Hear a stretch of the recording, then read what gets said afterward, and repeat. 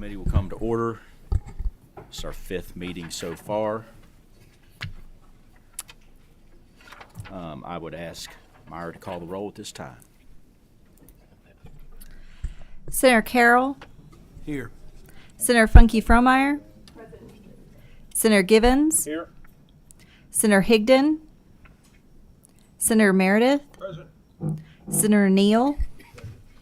Senator Stivers. Here. Senator Thomas. Senator Tishner. Senator Wilson. Here. Senator Wise. Present. Vice Chair Williams. Here. Chair West. Here. We have a quorum. If you could, please silence your cell phones. I think there has been an announcement on overflow rooms. There is an if you wish to speak, anyone who wishes to speak in Education Committee needs to sign up at the back beforehand, and we'll collect that sheet here in just a second. That is a standing rule of Senate Education Committee. Do we have any members with introductions? Senator Carroll. Thank you, Mr. Chairman. I have a guest here from Reedland Middle School down around today. Mr. Warren Shepard is here. Was a page a couple weeks ago. Did not get to see too much because we did not have any bills on the floor that day. So I invited him back to spend the day with us, and hope he enjoys his day in the legislature. Welcome back. Let's make him feel welcome.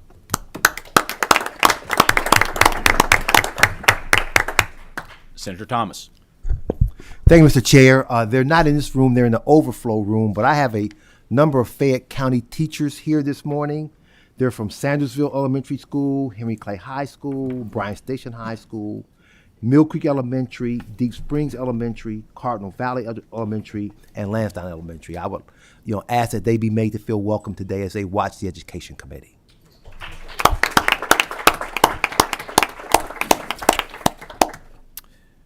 Thank you, Senator. Getting right into business, we have our first presentation on the agenda today. We have Ingram Educational Services. If you would come forward at this time.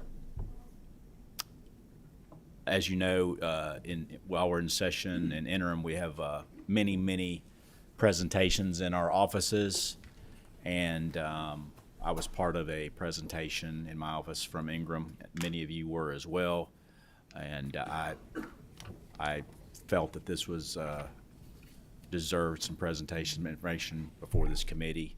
You've got about 10 to 15 minutes. If you could stay in that time frame, we'd appreciate it. But you got to hit the green button on the mics. Announce yourselves for the record. Please proceed. Well, first off, I'd like to thank Chairman West for giving us the invitation to speak with you all today. Also, thank you to all the members of the committee for giving us this time. We truly appreciate it.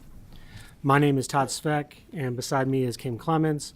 We work for and with Ingram Education Services, a company that supports and provides a suite of service that supports the adoption of high-quality instructional resources to both states and school districts.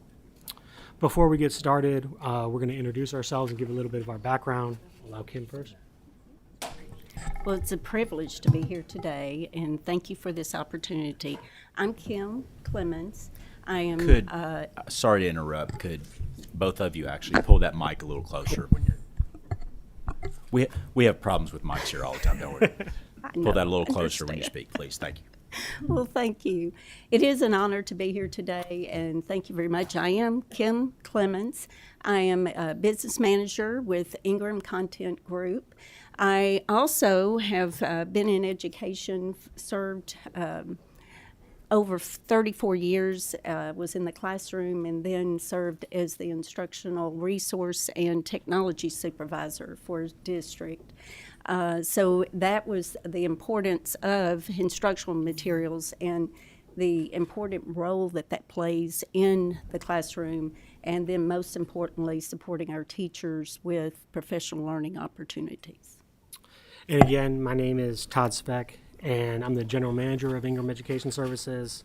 And my background is in educational technology, and I have been supporting HQIR initiatives for pretty much the past 20 years.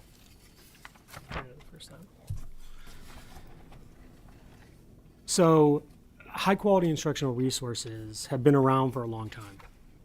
But over the past 5 to 10 years, we have been involved with states like Mississippi and Tennessee that have really focused on using high quality instructional resources to make large gains in math and ELA. The big event that recently happened was the uptick in the Mississippi reading scores. Mississippi went from last in the country to 21. Now, look, there are many factors in that, and instructional resources is one minor factor, but it was something that we did work with them and support them. But really, that was one of the ways we've involved in the implementation and tracking of these instructional resources.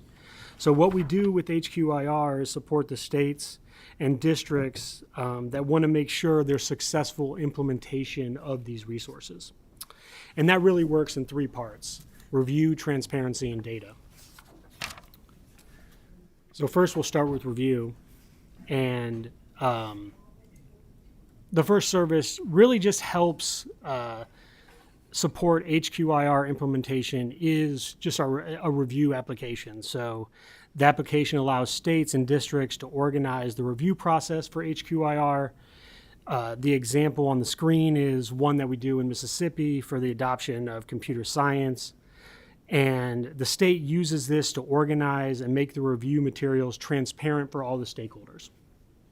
You can go to next.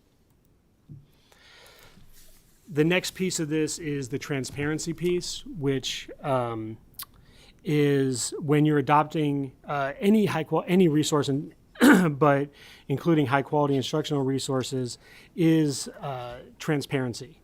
And we have, in multiple states, we have produced a transparency portal that allows all the stakeholders, the community members, to review and have access to these high quality instructional resources in a frictionless setting, to make sure that everyone knows and everyone is on the same page, that they can review and have these resources readily available. And then the final piece is the data. And the way we support HQIR is providing data to states and school districts that gives them insights into implementation and practices that produce return on investment of their program. For example, we would potentially have data on professional development aligned to HQIR, which might help support the state and district in, when they put their best practices forward. And that is our overview. We wanted to make it short and sweet, and if there's any questions, we would be happy to answer. Thank you so much. People don't normally do that. You kept it within the time frame. So it caught me off guard there a little bit. So I don't see any questions from members at this time. My question would be, when you were in the office, the main thing that I saw that could possibly help Kentucky was the transparency piece, right? And so go into a little bit more detail on how it actually works. So, and tell me if I'm wrong. So this is a clearinghouse, more or less a clearinghouse of curriculum. It has to meet certain guidelines to make it into the clearinghouse. But one of the big pieces is that curriculum is, after that point, is transparent to everyone, including parents, correct? Right. So could you go into that in just a little bit more? So we work with, in each state, we work with the Department of Education on when they approve high quality instructional resources. And when these resources are approved, we then work with the publisher to make these resources and textbooks and whatever that might be transparent to the community in a way that they can easily access these pieces of content. So for example, if I'm in 5th grade, if I'm a 5th grade parent and I want to go into whatever school my son or daughter's in, I can go in and see that piece of content available to that particular resource. And it's readily available online. So Right. there's no, it makes it easier for the Yes. parent to see what's there. It also makes, to me, it makes it really easy for the teacher, principal, superintendent, or whatever to access, Right. to make it, to see what's available. right? Absolutely. It's in one area. one location. Right. Yeah. Okay. Are there any questions from members of the committee on this topic? You must have done a fantastic job. But Sure. thank you so much. Thank you. Appreciate your work, and we'll continue the conversation. Appreciate it. Thank you so much. Thank you. Next on today's agenda, we have Senate Bill 11. If the sponsor of Senate Bill 11 would come forward.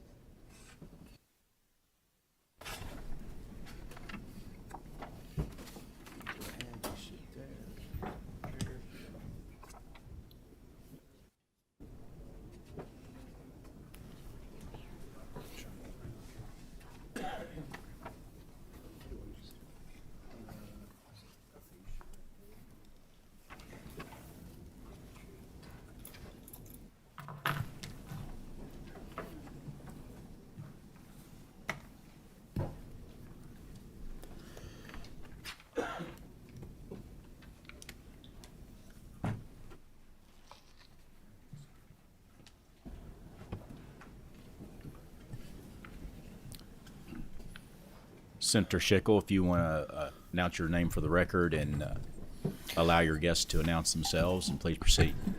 Thank you, Mr. Chairman and members of this committee. My name is John Schickel. I serve in the Senate, and it's a great honor to be before you today. I appreciate you hearing this important piece of legislation. I'm going to let the panel introduce themselves for the record. You could turn your mic on there. Rookie mistake. There you go. I'm Jordan Turner. I'm the county attorney in Boone County. I'm John Akers, Director of Kentucky Center for School Safety. Michael Mason, Assistant Boone County Attorney. Major Philip Ridgel, Public Information Officer, Boone County Sheriff's Office. Kim Best, Assistant Superintendent for Operations for Boone County School District. Thank you so much. Senator Schickel, would you like to adopt the sub on this now? I would, Mr. Chairman. Okay. As an announcement to members of the committee, this will be PSS2. Should be in your packets of information. Made some small changes to the bill, and we'll talk about that a little bit later. But I'll make a motion that we adopt PSS2. We have a motion and a second. This is a voice vote. All those in favor say aye. Aye. Opposed, nay. Ayes have it. Sub is adopted. You're free to proceed. Thank you, Mr. Chairman and members of the committee. This issue was brought to my attention by the Boone County Sheriff's Office, our county attorney, and our Boone County school system. I'd like to point out that the Boone County school system is the third largest school system in the state. The Boone County Sheriff's Office is the largest Sheriff's Department law enforcement agency in the state. And we have a wonderful county attorney who has been working on this issue now for some time. She first brought it to my attention back during the interim, and we've been working on it ever since then. It's a very simple problem, and I'm surprised that it hasn't surfaced before now. But without this legislation, there's a significant delay, up to 20 days, from the time a child or a juvenile is charged with a crime and the school which they attend is notified. And obviously, that is a significant problem, especially in today's society. And with that, I'll introduce our county attorney to speak further on the subject. Thank you, Senator. I'm here today as county attorney. Many of you probably know in Kentucky, county attorneys prosecute cases that are committed by juveniles. So if an individual under 18 commits a public offense, the county attorney's office prosecutes those cases. So that's why you see me here today in my capacity as county attorney. We have no involvement with schools with their processes. We have nothing to do with suspensions, expulsions, school discipline. We're very much separate from the school system. We operate parallel but distinct functions. But I'm here today, I'm speaking on behalf of my association, my office, my county sheriff's department, and we have seen what we feel is a potentially significant delay in notification to our schools in situations when juveniles are charged with public offenses. Because we're talking about juveniles, I'm going to have to be very broad and general. I can't give specifics. But here's the hypothetical. And the issue I want to bring awareness to revolves around juveniles who are charged and released back to their parents outside of school hours. So here's an example. Let's say that we are on a 3-day holiday weekend from school, and a juvenile makes some threats online. Juvenile threatens to bring a gun to school, threatens to shoot somebody at school, threatens to shoot a classmate, a teacher, threatens to bring a gun to a school function. Happens outside of school outside of school hours, so the school is not aware that this has happened. The police will get involved, and a judge is called to make the decision about whether or not that juvenile is to go to detention or not. And most of the time, juveniles are not held in detention facilities. So most kids that we deal with in our system are released back to their parents or guardians. So that means that school rolls around, it's a 3-day weekend. So school rolls around on a Tuesday morning. And that means that juvenile gets up and gets on the bus, rides the bus with all the other kids to school. They sit in class with all the other kids at school. They sit through lunch. Maybe they have a pep rally. They're at school with hundreds of other kids, teachers, staff, janitors, and the school has no idea what happened over the weekend. Under the current statute, the school may not receive notice that individual, that juvenile has been charged for 20 days or more. We feel that this is a significant public safety risk. And speaking on behalf of my office and our awesome sheriff's department, we have been put into positions where we were aware of pending criminal charges against a juvenile, but what could say nothing until sometimes weeks later. We have been in the impossible position of saying nothing and sitting back and waiting and hoping that nothing is going to happen between the time that a juvenile is charged and the time when the school finally gets notice. The new legislation, I'm going to wrap up. The new legislation does 3 things. The new legislation allows for schools to be notified at the front end of the process rather than at the back end of the court process, that initial court process. It moves up that time when the school gets notice. The current statute already allows schools to get notice. We would just ask that they be notified much sooner. The second thing that it does is it adds sexual crimes to the list of offenses that the school gets notified about, which we certainly think is kind of a no-brainer, given that many times you have a victim who is also in the same school, maybe in the same class with the juvenile. And the third thing that the new legislation would do is it would provide notice to schools, not just for cases that proceed to formal court action, but it would notify schools even in situations where a student may be eligible for a diversion. With that, we would be happy to answer any questions. We really thank you for your attention. Thank you for that great testimony. Before we take questions, I just want to let John Akers, I don't think he's any stranger to this committee, say a few words in support of the bill.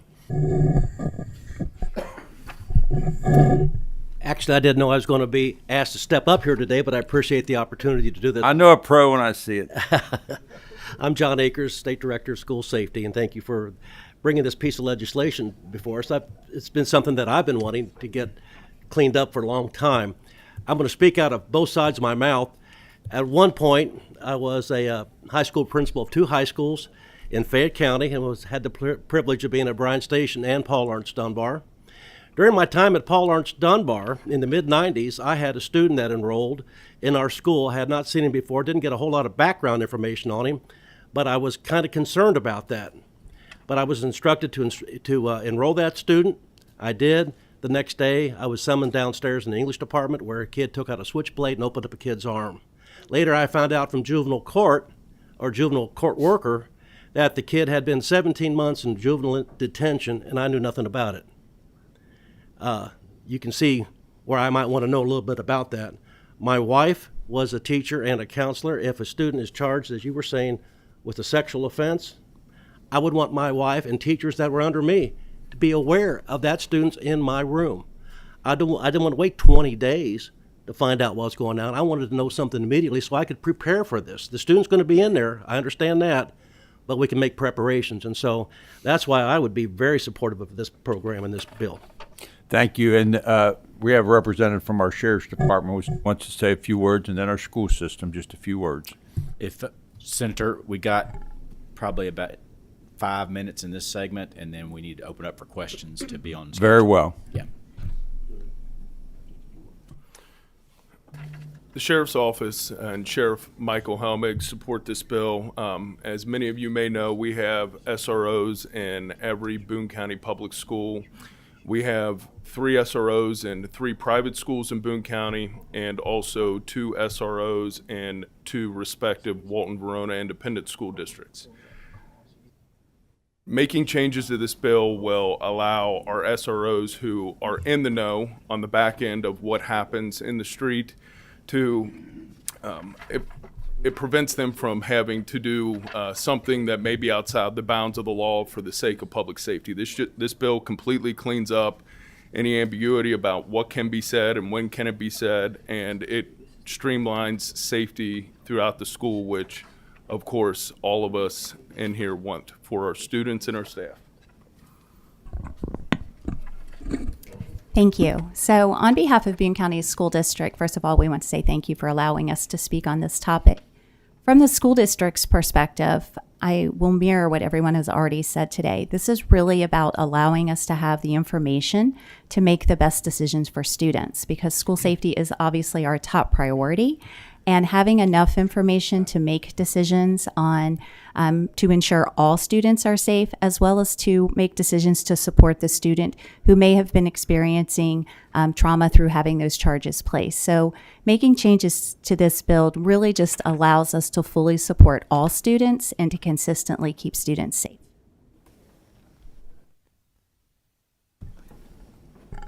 Thank you so much. Excellent presentation. We have 3 questions so far. I'm going to start with Senator Carroll.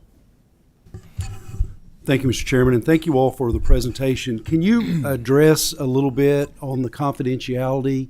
There is a difference between DJJ-related confidentiality with a criminal case and school records confidentiality. How do these records fit in on each one of those cases? And I know there's provisions to protect confidentiality, but talk a little bit about those 2 different levels. So yes, from the school district, this is something that we discussed at detail yesterday, because that was one of the things we knew would be a concern. With that confidentiality piece, the way we would envision this is when we are notified from the court system that we have a student who has had a charge placed upon them, this information would remain in a confidential file under lock and key, not in a student's cumulative folder, because we know that various staff members may have access to that. So this information would remain confidential with that building administrator. And then any information that would be shared out with additional staff members would come directly from that administrator. It would not be distributed in paper copy. That would be conversations to be had. And then at any moment that information was no longer pertinent, if things had changed in that information would be immediately destroyed. And if a student transfers immediately to another school, what happens? Yes, we talked about that at detail as well. We would have to work out processes for this, but in conversation with our DPP yesterday, we had envisioned a process where we would put a legal flag in our student information system, but without any additional information, just letting a person who got that record know there were additional records to be had. And then we would transfer that record under confidential processes outside of that cumulative folder. I think we need to be careful about giving latitude to envision, and some of that may need to be addressed more specifically in statute so we don't put schools at risk of violating confidentiality of the court records. Thank you, Mr. Chairman. Senator, that was a topic of great discussion and part of how the sub was drafted. Senator Stivers. Thank you, Mr. Chairman. I think Senator Carroll may have touched on quite a bit of what I was going to ask in the discussion we had related to this, but I want to make sure I understand. I used to practice law, don't really do it much anymore, but Ms. Turner, am I right? As the county attorney, a public offense is basically a criminal act. A status offense is one like truancy, so there is a distinction between the two, if I recall right. So there has been a criminal act committed, and along the lines of what Senator Carroll was talking about, you gave the example that something happens on a Friday night, the child is returned back to the parent. But let's say there is a scenario, which I don't think is too uncommon, that mother or father says to the court system, my child's out of control and I can't maintain, and it needs to be placed in foster care. Mm-hmm. This incident all took place in Boone County. Well, that happens to be my sister, who they call up and say, will you do a relative placement? Because a lot of people from Eastern Kentucky move to Boone County to get a job. And I say, yeah. So that child comes to me, but is there something in place for the knowledge of what occurred on a Friday night in Boone County to be transferred to the school system in Clay County?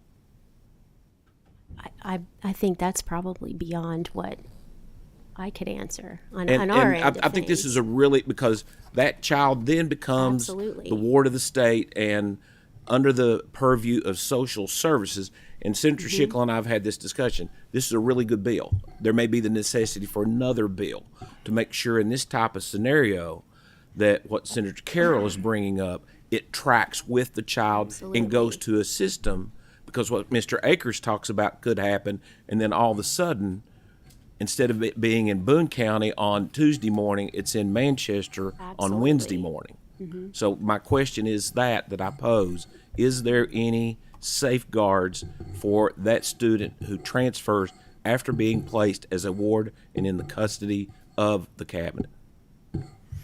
I don't think there is in this bill, as we discussed, Mr. President. Okay. Senator Schickel, I would direct you to page 4 of 6 of the sub on line 15. There's a lot of discussion on this. And starting with section 2, there's already in statute a mechanism where KDE provides notice to districts when there's a transfer. And the sub adds language where it says relating to. That's taking into account the first page of the bill, which talks about probable cause. So you have these instances which there would be notice when you're transferring to a new district, but this was tweaked to also include where the part where you have added probable cause. So if I would direct Senator Stivers to that section, I think that is doing some of what you're wanting to do. And Senator Schickel and I have had this discussion, but I think it is a real and existing problem that occurs. that needs to be addressed in totality at some place and point in time. And you have my commitment, Mr. Senator, that I'll look at it. As we talked at length about this the last couple of days, I think this bill gets us 2/3 or maybe 3/4 of where we want to go, but there is a piece there, and I know the chairman has worked hard on this, and everybody's worked hard on it. We did have a few hiccups last night, and so this is what we came forward to today. But you have my commitment that I will work on that section of it. Mr. Chair, that's all I had. I think it's really good bills, good steps. I just think there's a little bit more needs to go. Don't want to slow down the process. Actually, I want to aid and assist Senator Schickel in getting the bill through. Thank you. Senator Funky Fromeyer. Yes, thank you so much. I think Campbell County might be the third or the fourth largest district, but so grateful for this. When I look at page 6 of 6, that circles back to some of what I recognize are opportunities. And I think about that school principal that may have been alerted, and that student that has access to locker rooms and school buses on their way to sporting events. Boy, what an opportunity for a lot of interchange of many problematic situations. So if coaches aren't made aware, or just the expediency of, I think what you said in Jordan is all that's coming to my mind. Our attorney, thank you for your work. When that delay of notification, we're saying 24 hours. And we mentioned that the school resource officer, but here it says court designated worker. How does the court designated worker get that information most expeditiously? How do they receive? How do they get that information to the principal, and then the principal gets to the coaches? And so we will have a student accused. It happened in my own district, but that delay of notification is what makes me a little anxious, and I saw it on my own son's soccer team. Sure. So the court designated worker is essentially the arm of the court system who's involved from hour one when a juvenile is charged. So they are involved from, hour one, day one. They are who works the case through the current process to eventually generate a notice to the school. So they are already doing what they're doing under the existing statutory framework. What this would do is just, before they even begin their current statutory duties, they would be required to send it. It's an AOC form that's already in existence. That's what we've been using, the courts have been using. It's already in existence. They would be generating and sending that out on the front end before they start their other statutory processes. And just for clarity, this is a charge. They haven't been convicted. Correct. But we recognize that there are some behaviors that Yes. promoted the charge, and that will follow its process. But those that can monitor the situation have been made aware, have been Yes, alerted. and Okay. there are safeguards in the statute for those students whose cases may be dismissed, or those students who successfully completed diversion. The statute addresses the records that are generated from the court system for those kids, that those records are to be destroyed. So there is a safeguard for those kids. Yeah, I really appreciate you bringing this. This gives me much comfort. At this time, we have no further questions on the bill. Do we have a motion from the committee? We have a motion and a second on Senate Bill 11 as amended by the committee substitute. Please call the roll. Senator Carroll. Aye. Senator Funky Fromeyer. Senator Givens. Senator Higdon. Senator Meredith. Senator Neal. Senator Stivers. Senator Thomas. Mr. Chair, I'd like to explain my aye vote. Please proceed. Senator Schickel, it just seems patently common sense to me that as a school principal or school superintendent, if you've got someone who's been accused of assault or some sexual offense, that you ought to know that right away, and at least be on guard on that. I agree with you, Mr. Akers. I've known you for a long time, the great job you did in Fayette County. I mean, we ought to know that so that we can at least be on alert and monitor that student and make sure that there are no other offenses that take place in that school during that period of time. This just is patently common sense to me. I applaud you for bringing this bill, and so that's why I vote aye. Senator Tishner? Aye. Senator Williams? Aye. Senator Wilson? Aye. Senator Wise? Aye. Chair West? Aye. Senate Bill 11 passes unanimously with favorable expression with committee substitute attached thereto. Thank you, Senator. Great work. Thank you, Mr. Chairman and members of the committee. Up next on today's agenda, we have Senate Bill 6.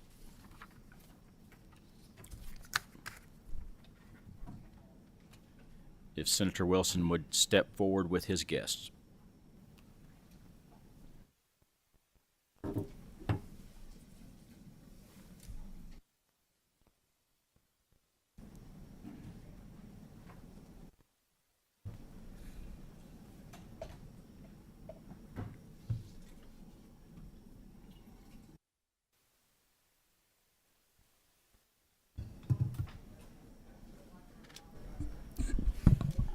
Senator, the floor is yours. Please announce your name for the record along with your guests, and please proceed. Thank you, Mr. Chairman. Mike Wilson, State Senator, District 32. And I'll have my guests go ahead and introduce themselves that are going to give testimony today. Make sure your green light is on. Hi, my name is Rebecca Hope Keith. I'm here from the University of Kentucky. I'm Ben Foster. You got to make sure your green light is on.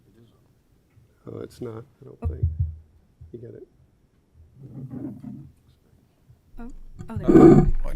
I'm Ben Foster, and I am going to testify as president of the Kentucky Association of Scholars, as a private citizen, and in no way representing the University of Louisville, if I say anything related to that during my testimony.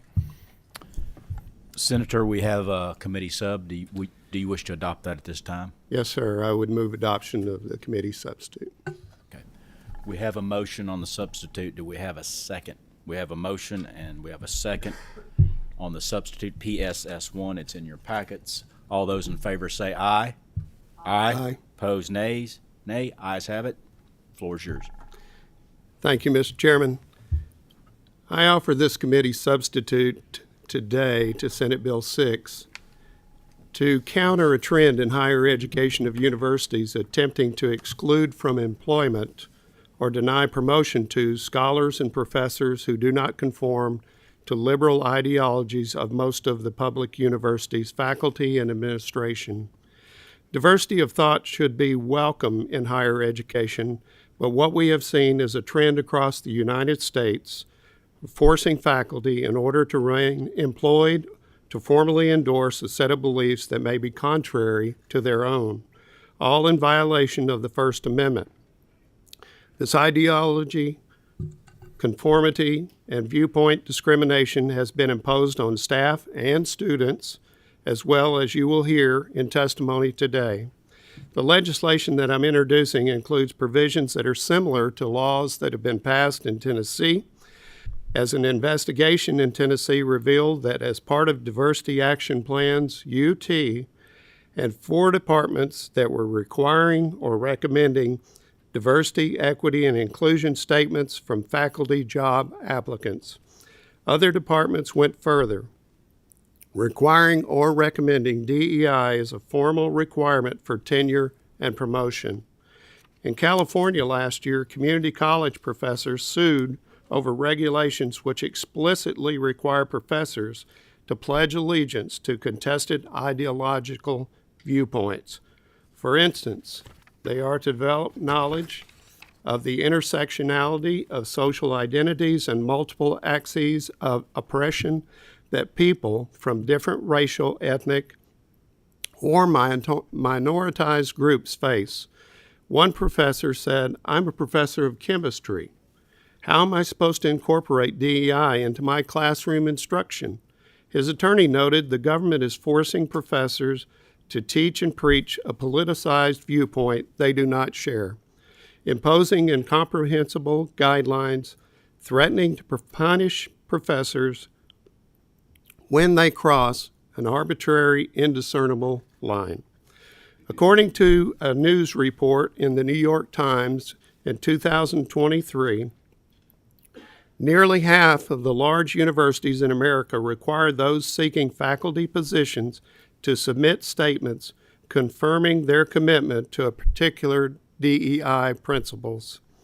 That same New York Times article noted that one faculty applicant to UCLA was not offered a job because 50 students had protested his hiring. Why? Because on a podcast years earlier, he had opposed mandatory diversity statements for faculty. The rejected professor noted that the process felt a lot like ideological screening to weed out people with beliefs as seen objectionable. This professor said your ability to mentor students from diverse backgrounds is absolutely a relevant question, but this felt like they used it as an ideological filtering mechanism that should be a red flag. Since 2019, UCLA has required statements on equity, diversity, and inclusion as a requirement for promotion. A professor who was denied a merit raise after he wrote a dissent to the DEI requirement, he said, "I find it abhorrent for the university to encourage faculty members to classify and prioritize students based on their group identities. I intend to continue helping all students equally, regardless of their backgrounds." He has sued the university to protect his rights. According to one academic paper by a California Public University professor, a faculty committee at Berkeley rejected 75% of applicants in life sciences and environmental sciences and management purely on diversity statements. At every stage, the study noted candidates were evaluated on their commitments to DEI. Close to home, Ohio State, one applicant for a military history professorship was rejected because his diversity statement demonstrated poor understanding of diversity and inclusion issues. It is easy to see how diversity statements quickly become political litmus tests that required applicants to show allegiance to a particular set of politically liberal beliefs. One political science professor at Berkeley noted, "If you write, 'I believe that everyone should be treated equally,' you will be labeled as a right-winger. This is compelled speech, plain and simple." We know here in Kentucky, the University of Louisville has required DEI statements for applicants seeking academic positions and perhaps other schools. In addition to the testimony you will hear today, and you will hear about it, viewpoint discrimination is here in Kentucky classrooms. I will leave that to the testimony, but currently in our law, we protect K through 12 teachers and school employees from discrimination in hirings and promotions based on political or religious opinions or affiliations. Same protections need to be extended to our public university faculty as well, and made more explicit for students. The legislation that I am proposing today bans the use of discriminatory concepts in public university employee and student training, protects students and employees from recrimination for not embracing specific ideologies. The discriminatory concept prohibitions listed in this bill do not prohibit diversity initiatives. They prohibit initiatives that would tend to pit ethnic groups or possibly two genders against each other. I think that when the prohibitions and discriminatory concepts are reviewed, the vast majority of Kentuckians will find the limitations to be common sense and uncontroversial. Here's a short summary of the bill.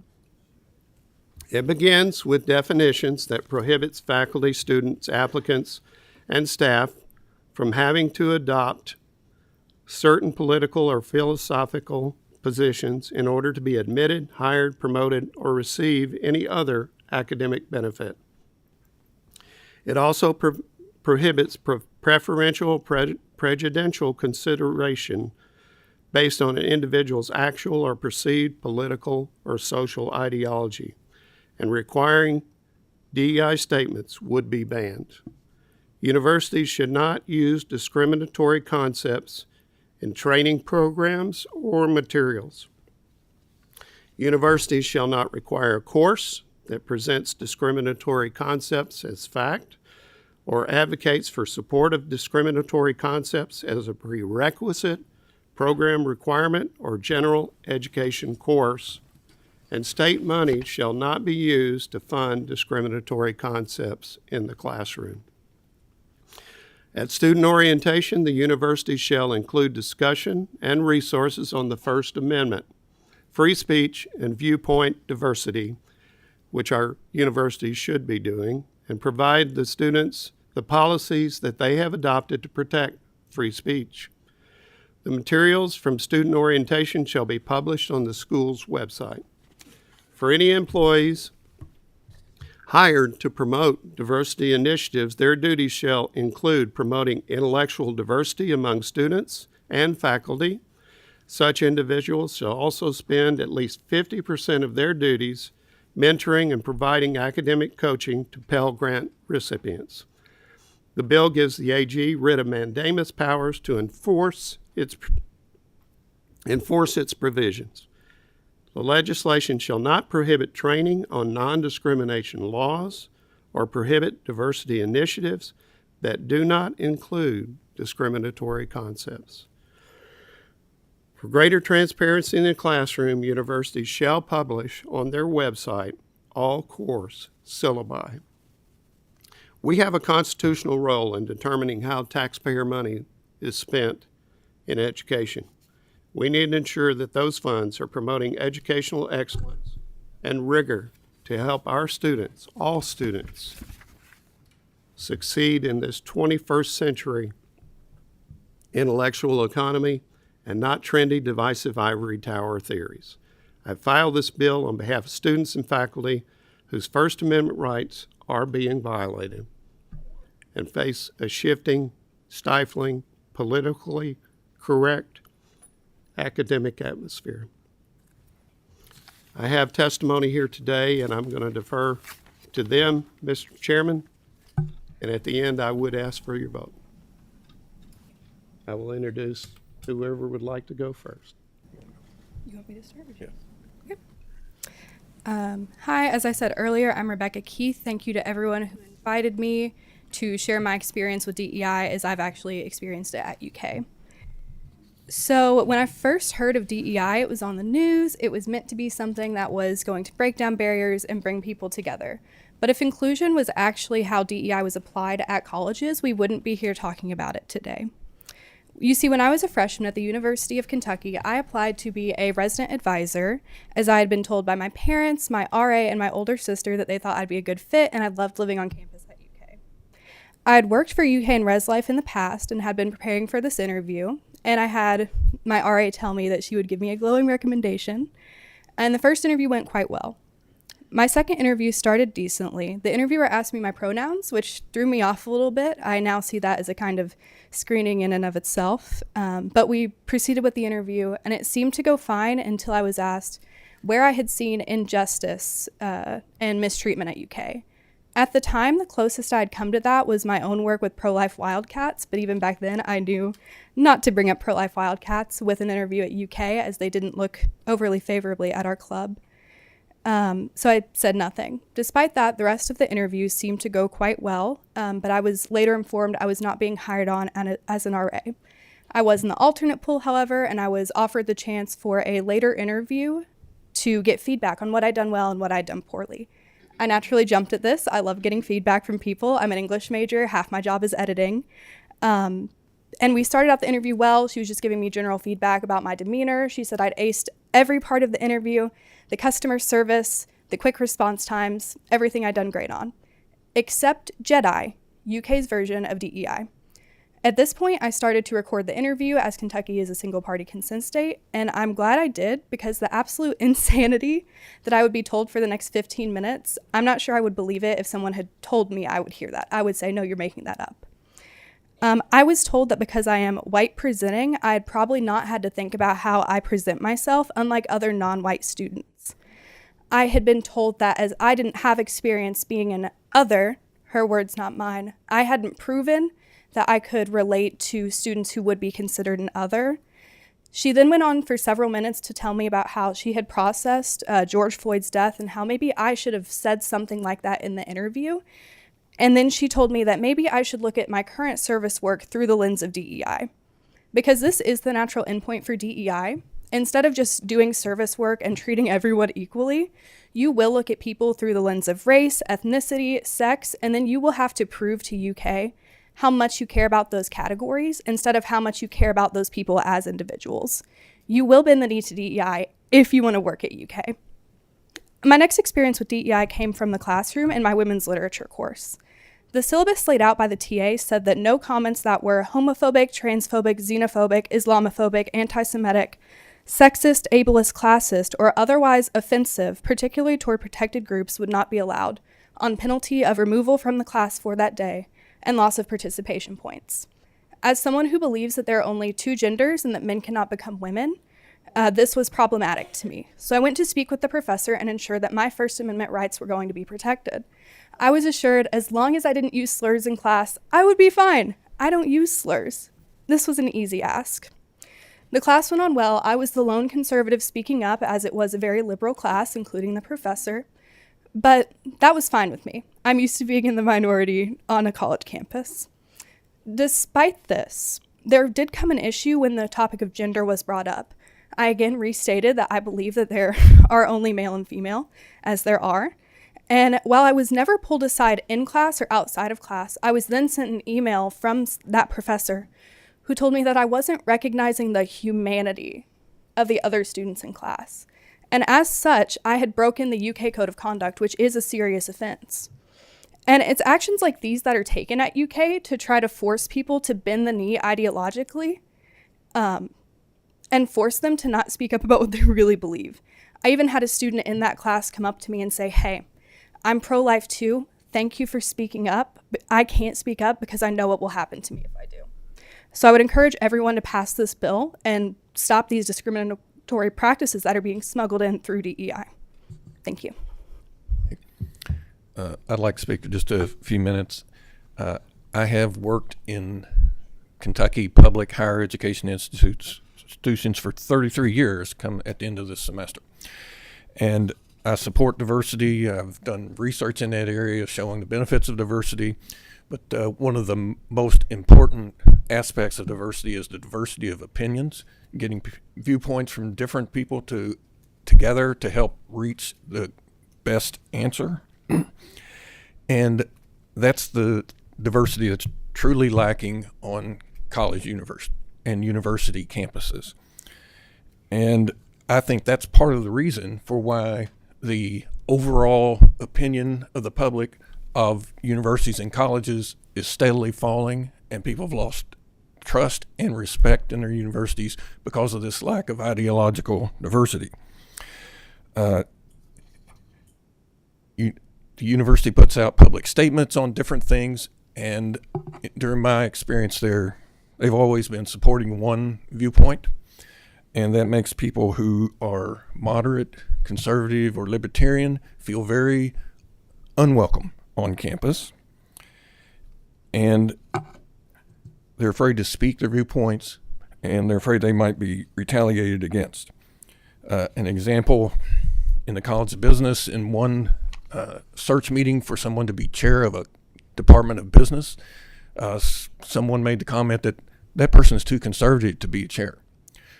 And I thought, oh, in College of Business, what, they're for free markets and small government? Is that what makes you too conservative to serve as a chair in the College of Business? Also, the the bill mentions discriminatory concepts. And I'll just give you a little example of that. Was the first time I ever heard the term white privilege was at the University of Louisville, where they had a white privilege forum. And when I sat in there, one thing that entered my mind was I didn't feel that privileged when I was a kid and had to go use an outhouse in the winter. That I didn't feel that white privilege at that time. And also, I suspect that a lot of poor people in Eastern Kentucky and Western Kentucky, our citizens, probably also don't feel like they're just automatically getting some privilege because of the color of their skin. And I will mention, though, that what I had growing up was I had the parent privilege. I had 2 good parents. And if you say that that can impact different outcomes in some of the disciplines in universities, you'll actually be looked down upon and saying, well, you're not looking at what's really happening. So they teach as facts, the opinions, to complex social and economic issues.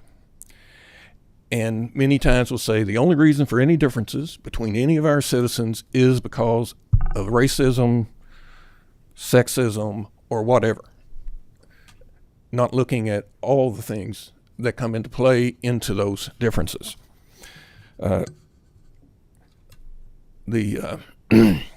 Senator Wilson mentioned the diversity statements, and those are in fact in place. I don't know how broad it is at the University of Louisville, but I can comment on a dean search that was undertaken for College of Arts and Sciences. It was all posted on the website. Each one of them had to submit a diversity statement. Okay, so out of the 5 there, essentially they all said about the same thing. First part, diversity is great. It's so important. I'm committed to it. Second, here's what I've done for diversity and different programs I've started and things of that nature. And then the third would be what they intended to do at the university. And one of them jumped out at me was they were going to do a total review of the syllabi and curriculum in the college and try to put more emphasis on diversity in all those courses. Okay. In relation to that, University of Louisville has some mandatory training for people who sit on search committees. So if a dean's going to be hired, or even a new faculty member is going to be hired, or an administrator will have a search committee, you must undergo certain training. Okay. And the training itself, to me, it's somewhat reasonable. A lot of the things are very reasonable. And one thing they ask about, train us about, is what is appropriate to ask a candidate, what is not appropriate, and what's not appropriate in relation to just organizations that people belong to. You should only ask about professional organizations related to that particular position, not about any organization suggesting race, color, religion, creed, national origin, ancestry, gendered identity, and so on. Okay. You're not supposed to even ask that. And someone's political affiliation or their ideology. So those are not supposed to be asked, but I would say in a diversity statement, you are automatically requested to provide that information. Of the 5 people who applied for the or were brought in for that particular interviews for that position, all of them said about the same thing. And I was thinking in my mind, if you had not said that, there's no way they would have brought you in. You're cut out before you even they even consider hiring anyone. And I also found that interesting in that training at the back. It talks about how the university has to keep track of this process of hiring people. And after reading all those things we're not supposed to ask about on a search committee, they have a template for reporting, all right, the people you brought in, what % are black, what are Asian, what percent are women, essentially stuff that we were told earlier we shouldn't even ask about. And I do like the part of the bill about where the Attorney General can sue or bring civil action against the universities because something has to come from outside of the universities.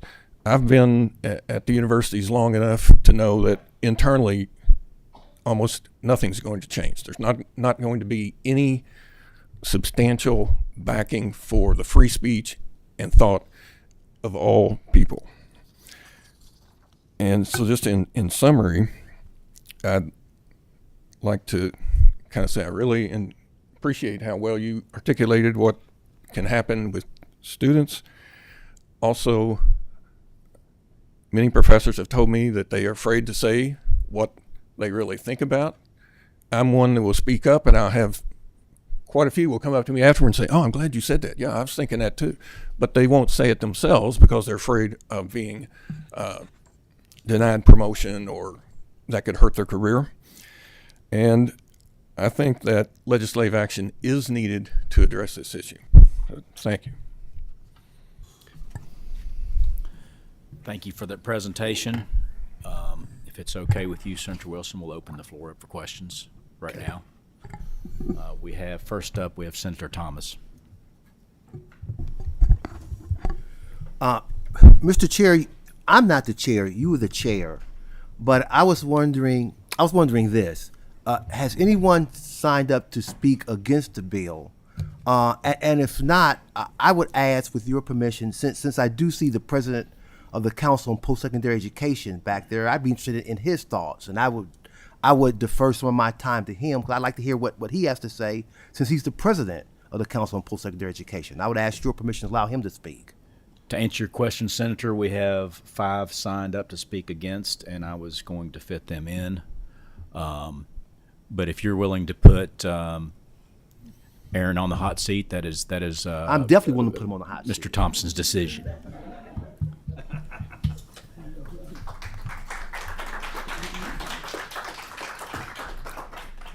So we're gonna, as chair, I'm going to allow Senator Thomas's divergence from the way the committee was flowing, allow you to speak. Let's try to keep it 5 minutes if possible. He knows me too well. Same here. And then we'll open it up for questions. Thank you, Mr. Chair. I appreciate being allowed to come to the table. A couple points I will make. First of all, if you all have felt discriminated against at one of our universities, it should never happen. That's not what DEI is. And I'm here not necessarily to talk against the bill. I'm here to talk about what DEI is and what the accomplishments we've had in Kentucky and not what's going on in California. I'm also here to tell you I've been in higher education for 37 years from Clay County, Kentucky, poor kid, black kid, segregated schools, water fountains. Discrimination exists. If you look at what's going on, I would venture to ask who was hired as that dean and what that dean looked like. We still have a long way to go in Kentucky to get where we need to be. 20% of our student populations are underrepresented minorities. I'm proud of that because it's a growing number in the state. We're closing gaps faster than any other state. We're at 55% attainment rate. We're putting more people in jobs than we are in prison. That's our goal. Higher education is the place where you should have an open way of communicating. It should be a situation whereby you can, no matter what political party you are, and you all know me, I don't care what political party you are, it is about the dialogue of higher learning. The idea that you learn more from people different from you than from people like you should never, ever be a situation whereby we put in any laws that actually stop that. I'm not for any DEI bill. You know that. It's not a statement that anyone's surprised about. The reason why, because if we got issues we need to deal with, we need to figure out how to deal with it, true enough. But we also have to think about what we're standing for here in Kentucky and the idea that you're going to have a highly educated workforce from everybody from every background doing that. We need more faculty and staff of color. To be honest with you, we need more men from Clay County, Kentucky to go to college and get a degree. We need more adult learners. 21% of our population now are adult learners. That's in our DEI policy. It's now going to be in our performance funding model. Low income. People are veterans. I'm going to be at Fort Campbell on Monday and Tuesday talking about what we can do with veterans. That's part of our DEI policy. All these things that we're talking about needs to come into play when we're thinking about what higher education really stands for. Now, I appreciate Senator Wilson because he and I have talked about this bill all along, and he's listened. He's talked with us. So I'm surely not here to say that I haven't appreciated exactly how he has brought us into the conversation. But, Mr. Chair, and I could give you a lot more data. I can tell you the increase in the populations. We're not getting all of our students. I love K-12, not a statement about them, but we're not getting as many people prepared to go to college as we need to. So when we get them in college, we have to do whatever it takes to get them to the point where they can have a quality education with a credential that matters. That's how we count it, as a matter of fact. If you get a credential making $32,000 a year, we count that. If you get one that's not sustainable, we don't. The idea of what this is, we have policies, process, strategies, and laws that should be working together in unison to get where we need to go. I appreciate what we did with our performance funding model. When I say that, not everybody loves that. I appreciate it because it has given us an accountability system and a direction and a charge to get all Kentuckians educated. And when we get them in higher education, I've seen some things that says, well, DEI has caused low-income enrollment to drop. Don't know that correlation. I haven't figured out that one yet, and I'm a statistician. But I will tell you that what we do know is that once we get them, however we get them, we do the things we need to make sure we give them the inputs, and that's equity, I call it, and that's also been taken out of character, to give them what they need to do to get to a place where they need to go. Discrimination should not take place. And once again, I've been in higher education for 37 years. And if it happens in my presence, I won't allow it to happen. I do allow debates, though, from all different sides, because you learn more in that setting. If you are a conservative, liberal, libertarian, whatever you want to call yourself, to be able to not express that is very problematic. But to be able to actually, within that setting, to have that kind of direct debate, to learn something new, to formulate your own opinions about what the world looks like in a lifelong learning situation, that's what we should stand for more than anything else. So any bill you look at, I would ask that you don't slow down the progress in Kentucky, because I'm proud of our progress. First state to come back in enrollment gains, right, from COVID. Number 2 in credentials, closing gaps faster than every other state. That's what you want. You want us to build the economy. You want us to actually be able to do it in a way that it sustains and thrives in the future. And I want that for my folk, my 5 minutes are up, I'm sure, but I want that for my folk from Clay County, Kentucky, as I do from people that with the color of my skin. I mean, once again, I found out I'm 42% Scottish, but I'm still a black man in America, no matter how you shake it out, right? So all of those things have to be taken into consideration, and that's what we do at the council. That's what you charged us with, and that's what we're doing. Mr. Chair, there's so much more I could say. I got a long list of accomplishments here, but I won't go in detail. Thank you so much, President Thompson. I'm gonna have you stay there and bring the bill sponsor back up to the table. If y'all could figure out seating there. I'll let you have the seat back since yeah. it's and I'll still listen. If you want to pull up a seat beside the table there. Now, Senator Thomas, did you have a question? I'm sure there's several, so I did want to hear from Dr. Thompson. I'm just going to ask one for right now, because I know there are others that want to ask a question. And my question, I'll start with you, Senator Wilson. I'm on page 4, line 3, that begins, any new student orientation program offered by a public secondary education institution shall include. That's where I am. Let me know when you get there. Page 4, line 3. I got it. Okay. When I read that, I was really stunned by the language in there, because student orientation programs, as I typically understand them in college, are generally geared to tell the students, well, here's where the cafeteria is, and here's where the gym is, and here's where the library is. That's what student orientations are generally geared for. This bill seems to take a whole different approach to student orientations, talking about providing historical examples demonstrating the necessity of protecting free speech, including unpopular speech in the United States and other nations. Are you suggesting by language in this provision that you can have orientation programs in which someone wants to talk about how they support the principles of Nazism, or why they are anti-Semitic, or be able to use the N-word as they view race?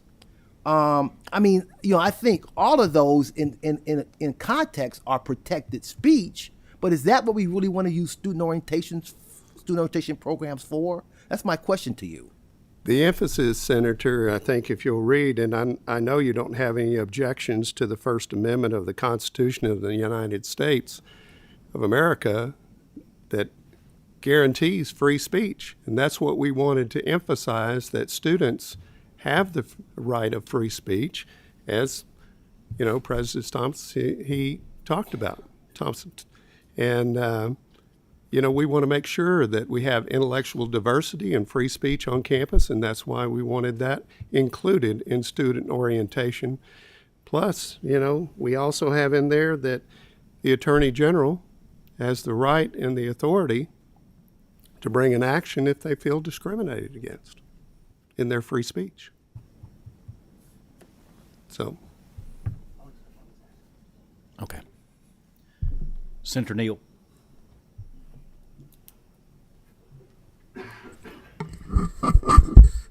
Thank you, Mr. Chairman. Thank you, Senator Wilson, my friend. I don't know where to begin. I have to say, if I may, Mr. Chairman, that this is better than what I saw before, the committee substitute. But it's so inartfully drawn, it's hard for me to determine exactly where to begin. And it's got concepts in here I just don't quite understand what they mean. For instance, if you go to page 5 of 11, and you go to line 13, it uses this term, it has, 12, the individual's duties shall include, this is about a public post-secondary institution employee, or contracts that individual whose primary duties include diversity initiatives. The individual's duties shall include efforts to strengthen and increase intellectual diversity. I don't even know what that means in this context. Intellectual diversity. Senator Wilson, could you explain what that means? Intellectual diversity. I think you and I are great examples of intellectual diversity. We think things in different ways. And that's what happens in the discourse you and I have, and especially discourse that takes place on the Senate floor. There's intellectual diversity in the way we look at things and think about things, and we have the freedom to express it on the Senate floor. And so I think to strengthen intellectual diversity means to allow somebody to be able to have their viewpoints be able to be said in the context of free speech. So this is your definition. I thank you for that definition, but this is not necessarily a definition I may have or someone else may have, and that's what gives me concerned about it. I'm not sure what it means because it's not defined here. And you go on to have that person who's contracted, primary duties have to include 50% of individuals' duties shall be allocated to mentoring. So we're mandating that that a university hires somebody with a certain skill set in order to do this, although their objective is otherwise in terms of their purposes for what they determine is needed for the students in the context that they're functioning in. We're going to do that from here. We're just saying that, half of their time has to be spent in mentoring, and working with students who are Pell Grant students, who are typically students that are needs-based students that receive those grants. Mr. Chairman, if I may, because there's so much here. Please proceed. There's so much here. I could just walk through this all day long. What I'd rather do and what I'd rather find out is if Senator Wilson is open to further evaluation and perhaps modification of some of this information. Modification of some of the prescriptions in this committee substitute going forward before we go to the floor. You know, I would be open to further conversations, and if that was something that you wanted to amend it on the floor, I'd be open to that conversation. Yeah, but I can't think say that I would agree with it. I think I'll take my chances there. I consider you an honorable person. As I do you, sir. And I think we can put our intellectual capacities together, maybe come up with something better than what I'm seeing here. And I don't mean that as a slight. I know how understand. difficult this process is. Thank you, Mr. Chairman. Thank you, Senator. Senator Tishner.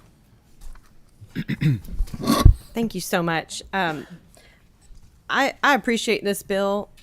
We've seen a movement across the United States in our post-secondary institutions that has filtered into our K-12 institutions and into our economy through different jobs that have been created out of this movement. And I was made aware of positions that have been created within a public school here in Kentucky, where 33 people have positions within a department of diversity, equity, and inclusion, making an average salary of $100,000 a year, focusing on this issue. And I think, President Thompson, when I hear you talk about our jobs are increasing, are they significantly just increasing in this area where new departments are being formed to address this new movement of DEI? That's not my question, though, but I will allow you a chance to answer that if you want in just a second.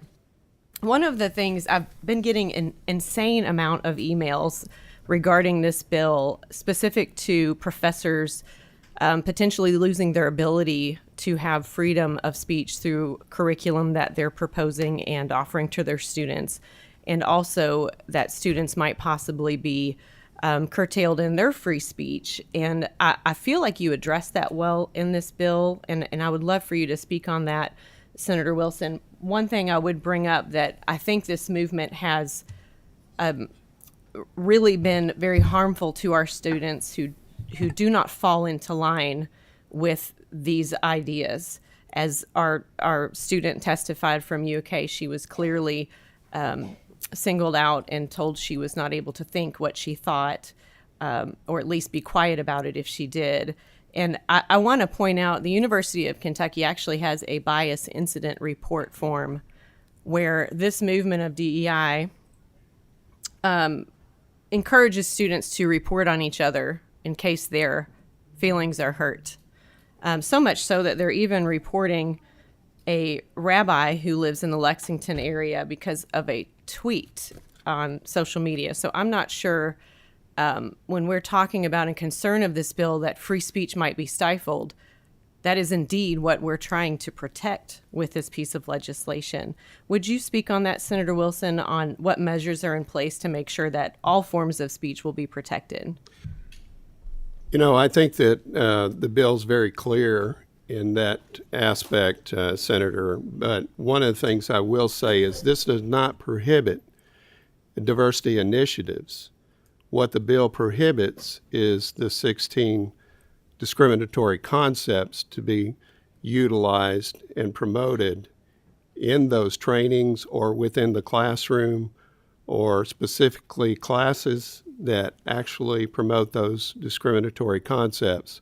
And especially that free speech is something that we have in student orientation that is guaranteed on the campus, as President Thompson, talked about. We want that in our universities. We want diversity of thought and critical thought. So I think the bill's very clear in that aspect. I disagree that it's vague. I think it's very clear. May I answer your question, though? Please. First of all, I was talking about we're putting more people into the workforce in Kentucky, not on our campuses. The largest growing number of employees on our campuses aren't in those areas. It's in the student support services, helping our students from all different backgrounds get where they need to go. And it's not based on color.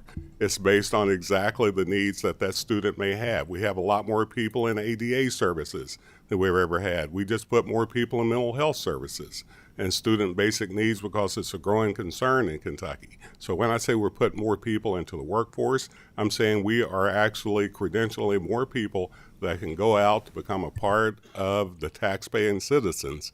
And that's from all different kinds of backgrounds. Yes, our URM is the most growing number in Kentucky. That's just purely because of populations. And we do need to do a better job of getting more people from K-12 into higher ed. So I wasn't talking about the campuses, but to answer your question about the campuses, student and academic services are the grow in this area.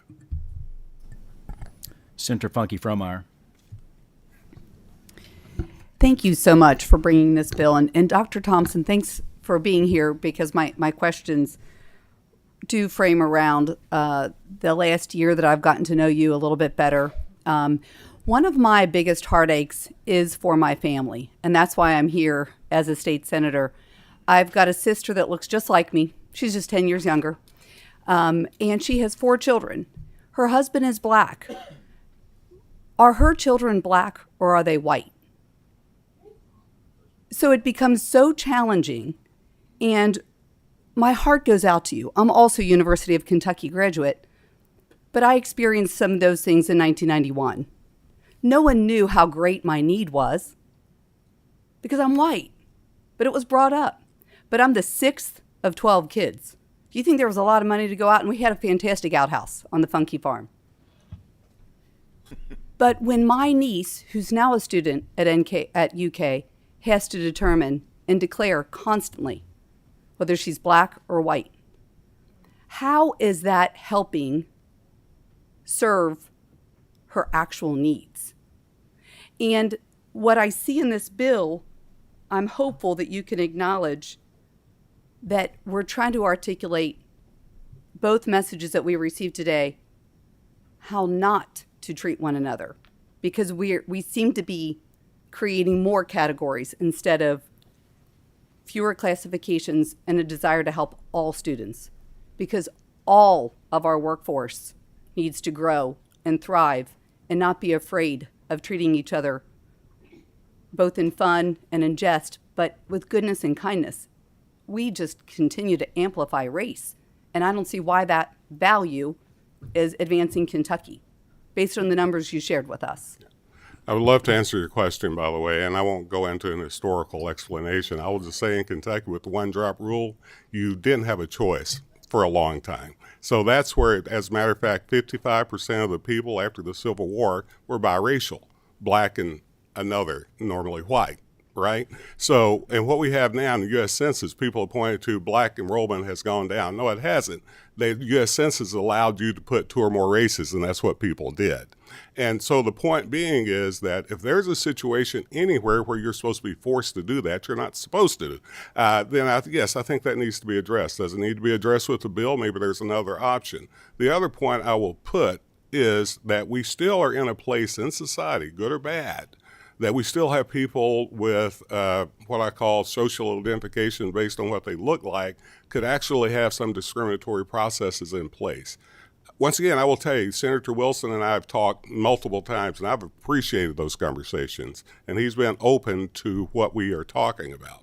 In my opinion, as far as DEI, sometimes we're trying to throw the baby out with the bathwater, include every single thing there is into one pot, and say because of that, that's what's creating the issue. I can give you my story about being black and growing up in America, and still now as a black man who clearly has some privilege, by the way, I mean, in my position, because I believe education is a great equalizer.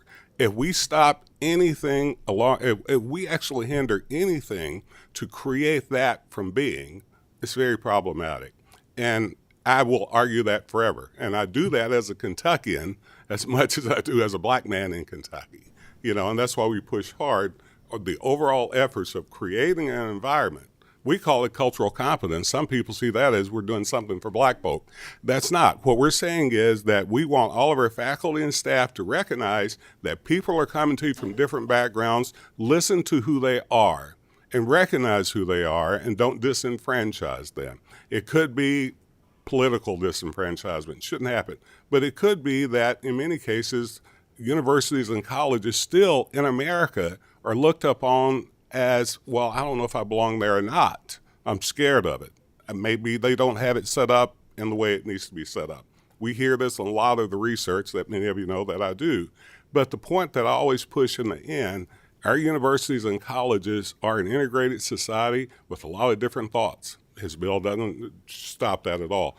But one of the pieces I would pose to you, that in many cases, when we try to force people in thinking one way, it's because other people are seeing them that way. Senator Wise. Thank you, Mr. Chairman. Thank you all for the dialogue today. Appreciate everybody who has testified, and President Thompson, thank you for coming to the table also. Senator Wilson, in terms of the title of the bill is an act relating to post-secondary institutions, have any of the post-secondary institutions came to the table today or signed up in opposition? And also working with you on this bill, with this draft we have in front of us with the sub, neutral, against, for? Can you say where we're at in terms of the post-secondary institutions? And once again, I know President Thompson, you came today in your role. I don't think you were signed up, but the encouragement of Senator Thomas to bring you to the table. But I would just like to know where we're at with our post-secondary schools in Kentucky. I have actually met with several of the universities, particularly, they were, one of the things that they were adamantly opposed to, as was Dr. Thompson, which we had our conversation, was the right to private action, which I removed that and replaced it with the Attorney General writ of mandamus to be able to bring an action to enforce the law. And that was at the behest of our universities and Dr. Thompson. Thank you, Mr. Chairman. Thanks, Senator Wilson. Senator Carroll. Thank you, Mr. Chairman. And Dr. Thompson, thank you for being willing to come forward. You've talked a lot of made a lot of philosophical comments that I think we all agree with what intent is. And so the question is it possible, and really the concern is not what the intent is, but what's actually happening in our colleges and universities. And I've gotten lots of emails from professors that really are stressing their independence and their right to do basically whatever they want to do in their classroom.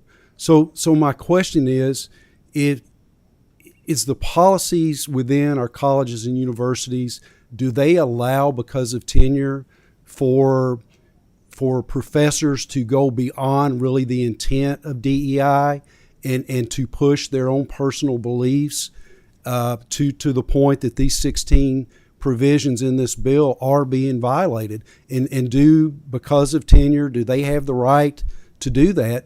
Are the universities pushing back to pull them within the parameters of what DEI is intended to do, where students like this one are not being discriminated against?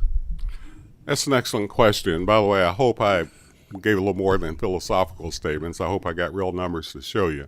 But I will say two things to answer your question. One is that I think academic freedom has to be protected because it is a level of understanding that we give to be able to challenge students to get where they need to go. Your bill doesn't stop that. But that's not what you're asking, though, really. So I want to just state my full purpose for that. If a faculty member with tenure or without tenure creates a discriminatory process in class, that faculty member should not be in that situation, period. And there should be some level of recourse if it's discriminatory, without a doubt. And whether tenure causes it or not, I won't argue that. I know that in the House there's a post-tenure review bill that's out there now that's been looked at to be able to look and see if there's anything that's going on, whether it should be brought up. Tenure, and I've been tenured so many times I can't tell you, but tenure should not be a protective mechanism to actually treat people bad. It should be a mechanism by which you can import academic thought, knowledge, and higher learning with a level of freedom that you don't have to worry about someone says, I don't like the way you presented that. None of that should be in a way other than maybe a challenging way, but not a forced way. I can tell you once again, as a personal, I've been a faculty member all through I've never done that. I've been training police officers, quote unquote, in DEI for 35 years. They invite me back every year because it's a learning paradigm. It's not a paradigm where it's saying you've got a blue suit on, thus you're bad. It can't be that way because you don't learn that way. You learn by being able to progressively go deep in understanding how your thoughts, mind, action work toward imposing any sort of an event on another. And so to answer your question, I'm not sure if tenure causes that. Do I think that times has possibly happened? I'm sure there, without a doubt, that it has. So as a college system, what are we doing to ensure these things aren't happening? I mean, obviously you're correct, they are, or we wouldn't be here today. So it's really not a matter of what should happen, and I agree with you completely. What is happening, and what are the colleges and universities doing to on these 16 separate items listed, actions, events, practices? What is happening to make sure that these things are not going to continue to happen at our colleges and universities? We can talk philosophically and what we want to happen all day long, but what are we going to do? What have you all done? Why are we having to address this? Why hasn't the colleges and universities and the system as a whole addressed this? And of course, you're asking a coordinating board guy, not a system guy here, but I'll answer in the way that at least I see it. Two things. Even I heard this idea of bias incidents. A bias incident can be reported to someone on either end or any place. It's not just designed for one group, by the way. And in that, there is a process, an appellate process, that moves all the way up and down the ladder. And if it's not solved or fixed, it comes to Aaron Thompson, who's in the state. So there is a process that is there. Yes, am I scared that somehow this could be opened up if anybody decides they feel unduly biased against, for whatever reason, can put forth legal action and then go through this whole entire process going to cost us a fortune? Yes. I think there are ways, and I appreciate, by the way, that Senator Wilson took that part out. I mean, but I haven't read your sub, and I apologize. I haven't gotten it yet, but I will. But the point that I'm trying to make is that I can't fix, I'm not the president of every single campus. And I can tell you that if there is something that's come up that has come to us, and some of you know about it because you brought it to us, we at CPE addressed it with the president and the people immediately. So we open ourselves to that kind of conversation. But the appellate process is in place. Even our accreditation folks look at this and whether or not someone who's felt something happened to him for whatever reason, that the appellate process actually was put in action and followed through with. And just a final statement, and like many of these related issues, because of the extremes on the left and right, the people in the middle, the majority, are the ones being impacted by all of this. I think we all want everyone to be comfortable in our colleges and our universities with their education, to be comfortable on campus, to be treated with respect, to be treated fairly. We all want the same thing, but because of extremes on both sides, it's getting harder and harder to accomplish that, and that's frustrating. Thank you, Mr. Chairman. Senator Williams. Yes, Ms. Keith, a question for you. So as mentioned, there is some sort of appeals process, and what you went through certainly sounded like it would be a discriminatory action. Did you avail yourself of the appeal? Was there an appeals process you could avail yourself of, and did you do so? As far as the RA hiring went, at the time, I wasn't really sure what I could have done to appeal that decision or work with that decision, so I decided not to do anything with that. As far as the incident with the professor went, I did email her back after talking with another professor who got in contact with UK law, and I showed her in our student code of conduct how she had no right to say that to me. But I did later end up dropping the class because of certain other conflicts that weren't related to DEI. So you talked to her individually, but was there an appeals process? Because that professor is probably doing that to other students as well. UK does have UK Ombud, but I'm not sure. It's supposed to be bias incident report, but I'm not sure how that's handled. Thank you very much. That is the final question, except for myself. I'm gonna end us at this segment with a personal question. My questions are directed at President Thompson. I'm going to make a short statement here. Diversity, equity, inclusion. I don't think there's anyone sitting up there or anyone sitting up here, anyone in the audience that doesn't agree with those things. Everybody believes in diversity, equity, and inclusion. We can all agree on that. My questioning kind of follows the line of Senator Carroll. The issue we're addressing today is the implementation of DEI, okay? So you stated you're in favor of DEI, okay? Specifically, we've had testimony today from Mrs. Keith and Mr. Foster. So the two main incidents we're talking about is Mrs. Keith made a statement that she believes there are two genders, male and female, and that in itself went against UK's code of conduct under DEI principles. That's her situation. And then Mr. Foster's he spoke of many situations, but one I'm going to focus on is litmus test for hiring. So when a new hire has to sign a long statement of faith or statement of a DEI statement to be hired. By being for DEI, are you stating that you're in favor of these two situations? Mr. Chair, I have not seen either one of those things happen anytime. I haven't seen it. I know maybe it's happened. I haven't seen it. It's not been brought to me.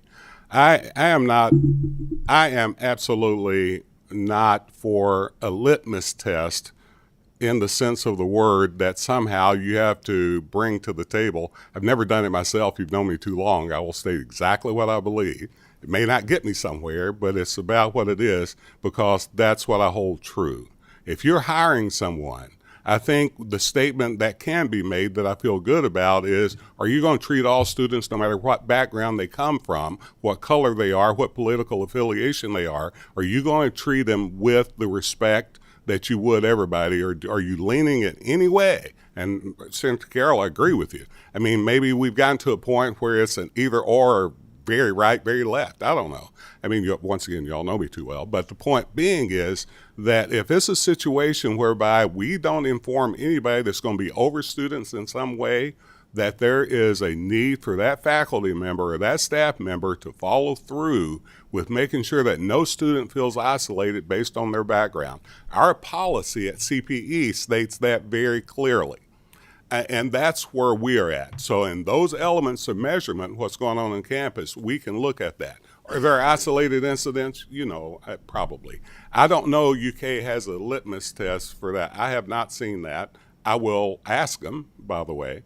But the point being is that if there is a situation whereby if someone feels like I can't go for that job because I don't fit the criteria because of some factor, then in fact, I think we are going against, in many cases, even some EEO stuff. But no, I don't believe in litmus tests in that way, no, sir. Well, we have had testimony today that these things are happening. I can show you the email. And, as the head of CPE, obviously one of your charges is to oversee all universities and kind of be a go between us and the universities. Yeah. And so what is your opinion? Let's say we know of these situations. Let's say we have a constituent and it's a one-off situation where these are in fact occurring. We can document those things. We call our university representatives and nothing is done about it. And it just goes on down the line. what would you suggest we do as legislators to affect change? Excellent question, by the way. Well, two things. First of all, let me introduce Travis Powell in the back. Travis is we get complaints about things all the time. Not just this, I can tell you. And many of them you all send to me, right? Because you can't get a response. Travis and his group. Senator Thomas brings you up, and you bring Travis up. Yeah, that's right. That's right. So, but what we do is we take that. Travis calls up the particular person in charge, goes through the process of what we got. There's an investigation that must take place that they must report back to us on. And we look at that, see if the right appellate process took place in that regard. Almost every single time we've gotten this, we have, in fact, solved the issue. But we get complaints all the time at CPE about certain things going on in all of our campuses. And by the way, not only our public campuses, I should say our private campuses, because we license them in addition. So absolutely. So we are that triage element at times to deal with things. And at times to deal with things I'd rather not deal with, to be honest with you. But many of you on this committee now have brought me, say, hey, I got a constituent called, they're not getting this done, can you take care of it? And I would venture to say there's not many of you on the board that said that I at least did my darndest to make it happen with the powers that at least I have that you all have given me. Thank you so much. Thank you, Senator Wilson. Thank you to the speakers, President Thompson. We're entering a new phase here in the committee. We have 5 people signed up to speak against. So at this time, I'm going to allow them to come forward, and then we'll circle back at the end if you could open up some space there for them. Thank you, Senator West and Thank Senator you. Thomas. Appreciate it. First on the list, the way I'm going to, the committee will stand at ease.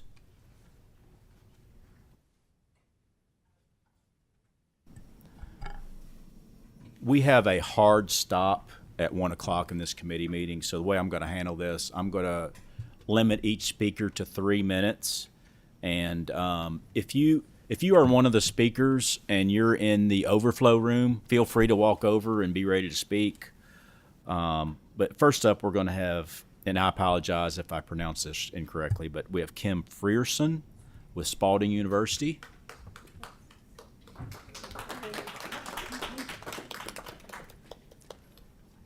Welcome to the committee. You got to hit the green button there to speak. Announce your name for the record, and you've got 3 minutes. Please proceed. Okay. Hello, everybody. I'm Kimberly Frierson. I'm an assistant professor in the School of Social Work at Spalding University in Louisville, Kentucky. It's a private Catholic university, so I think that probably gives me a little cover from the public universities. I'm here to against the bill for several reasons. DEI at its core, and President talked about it, is to bring us together, is to include us. That diversity does include diversity of thought. One of the greatest joys I have is educating college-age students. And something that I experience a lot from people from different backgrounds is their joy in learning and creating a safe space for them to have those conversations. If they are in spaces where that's not happening, that isn't DEI, and that is something that we should address. I have professors, friends from across the country, and those in different disciplines say, why am I asked to be doing this DEI? I don't have the expertise for it. And they're absolutely right. And that's why we need to support it. They have a lot on their load already, and we need to be able to support them to be the expertise in their area. But a lot of DEI is, how do you handle difficult conversations? How do you hold different perspectives in your head? How do I understand that my perspective is not the only one, but they're both valid? Those are the things that we should be doing in DEI. Quick story. I also went to the University of Kentucky, and I got there in 1996. And Governor Scholar. And so when I got there on scholarship, I went to an orientation, and my orientation included an hour-long presentation where they showed us slides of sexually transmitted diseases. And that was an hour-long presentation. And it was for African-American William C. Parker Scholarship recipients. I went back to my dorm. A lot of my friends were National Merit Scholars. I was like, did you all see that? And they were like, no. We did not see that. My hope is that that doesn't happen anymore. DEI done well is that that's not we don't have blanket responses to anything. It is about curiosity rather than judgment. And I will say, I have a lot of white students when I talk about history. Also, I think I would be remiss if I didn't say the Council of Social Work Education, one of our competencies is engage in anti-racist diversity and inclusion. I'm social work. I know that counseling, psychology, they have such things that they're supposed to do, or our accreditation is at risk. I believe there's caveats in the bill, but it also kind of, makes us feel like maybe our professions aren't valued in the state when there are these bills that we really have to work hard to accommodate the things that we're supposed to do by our national accrediting education bodies. But at the end of the day, I have many white students, and that's the other thing about diversity. My husband is from Appalachia, Kentucky, Pike County, Elkhorn City to be proper. And for me being from Louisville, like you can drive 5 hours and still be in Kentucky. And we, he talks about his education and we talk about our same experiences and that they're there. And that is what diversity equity is, to give space and to give room. But that a lot of my white students will be like, I never knew this. And their first stop is anger. But true DEI will give space for that anger in a way that doesn't harm other folks and then lets them work through it. I say, I can't guarantee your comfort. What I will guarantee is your safety in this room. I will not let anything happen to you. I will not hurt you. But that's what learning is. It's a change in your behavior once you digest something. I, too, am a Kentuckian, and one of the things I really want is for the diversity of Kentuckians to be able to thrive here. And so I don't know what my time is, but I really appreciate your all's time, and hopefully we'll have more. There's a power dynamic. I'm at a private university, so I know these things don't directly affect me, but they do, because I know we're a community, and we want Kentuckians to be strong. So thank you for your time. Thank you for your presentation. Next up, we have Kiera Gray from the Louisville Urban League.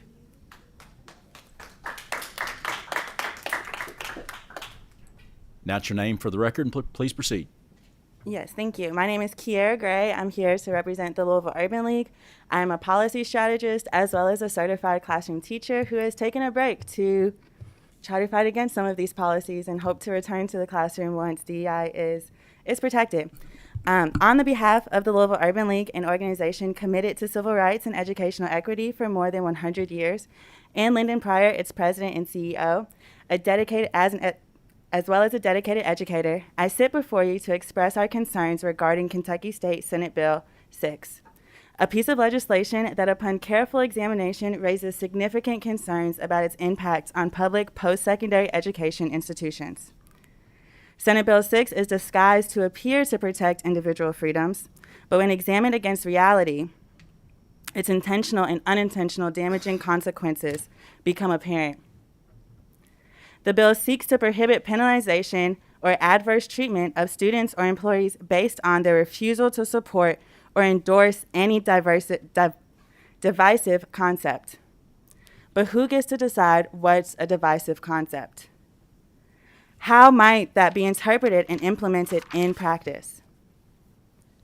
Furthermore, the bill proposes that individuals within public post-secondary education institutions should not be required to endorse a specific ideology or political viewpoint for hiring, contract renewal, tenure, promotion, or graduation.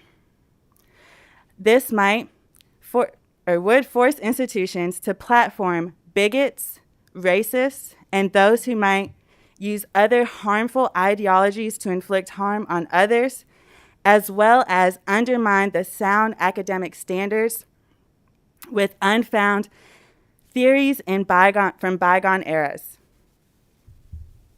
Allowing individuals who claim to be aggrieved to pursue legal action against the institution for damages and costs will create an environment of fear and legal uncertainty, and divert resources from the core mission of education, which is supporting students and their needs.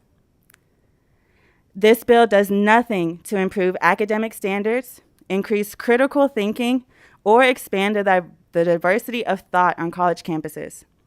Instead, it opens the door to the unregulated flow of narrow-minded ideologies that seek to marginalize rather than to include, and silence rather than discuss. The Louisville Urban League believes in promoting intellectual diversity on our campuses, However, any legislation addressing these matters should be crafted with precision and thoughtful consideration to prevent unintended consequences that may hinder the educational mission of our institutions. That is not the case with this bill. Our resources and our dollars should focus on things that strengthen and improve academic institutions, not weaken them. Let us work together to ensure that our post-secondary education institutions remain spaces where diverse ideas can thrive while upholding academic standards and fostering inclusive environments for all. We urge you to reconsider this bill, and I personally urge you to reconsider this bill as a graduate of Northern Kentucky University and as someone who has benefited from these programs and services. Thank you all. Thank you.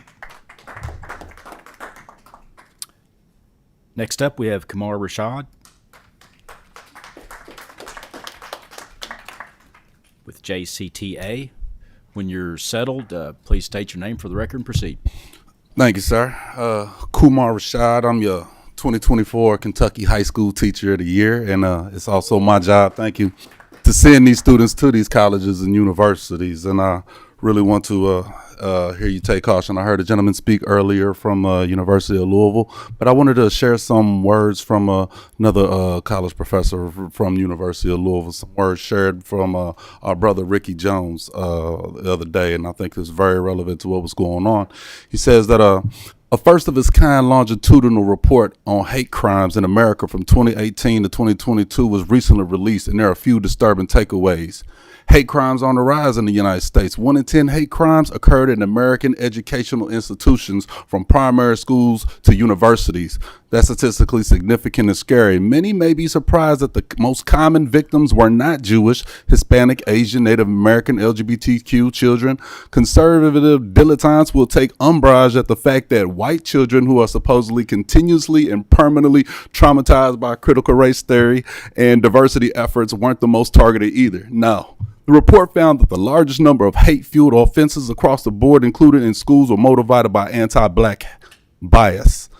Before launching into the normal insane arguments that this is more black excuse-making, race-baiting, please note that this report didn't come from scholars at Morehouse, Spelman, Howard, or Simmons College. It didn't come from black think tank, NAACP, Urban League, or the National Action Network. It came from the FBI and the Department of Justice. And this damning study states from 2018 to 2022, the most common bias type of reported hate crime offenses at schools was anti-black or African American, with 1690 reported hate crime offenses involving bias type, where for anti-Jewish, 745, that's less than half. Anti-lesbian, I'm a math teacher. Okay, gay, bisexual, transgender, 342 offenses, that's less than a fourth. Okay, those are the staggering numbers that show the level of anti-black animus in America is high. Predictably, this hasn't been talked about much. You probably haven't even heard of the report. Why wasn't it a bigger story, and where is the outrage? Where's the television commercials with little black boxes telling you the disproportionate amount of anti-black hate crimes in America? Why aren't you being encouraged to show black people? Why aren't you encouraged to show black people your support and stand up to anti-black hate? Where is the outrage? And we want to know that, alas, there's no outrage from them or others. Politicians continue their racist attacks cloaked in anti-DEI legislation like this right here. Many predominantly white university presidents either agree with the politicians or fear them, for they're largely silent. But from sea to shining sea, all these people, through their callousness or cowardice, are making it more and more acceptable to attack black men, women, children, educationally, politically, psychically, and physically. So yes, anti-black hate is the most common hate in America, even in its schools. It is real, on the rise, and very few people seem to care. And honestly, a vote for this bill is an anti-black vote, because you're essentially saying that I'm not allowed to express myself. My reality doesn't matter because my reality isn't steeped in your reality. That's ridiculous. That's ridiculous. I have a right. I have my freedom of speech. And if I were a professor at a college, I'd have a freedom of speech to speak my mind just as you have the right to speak yours.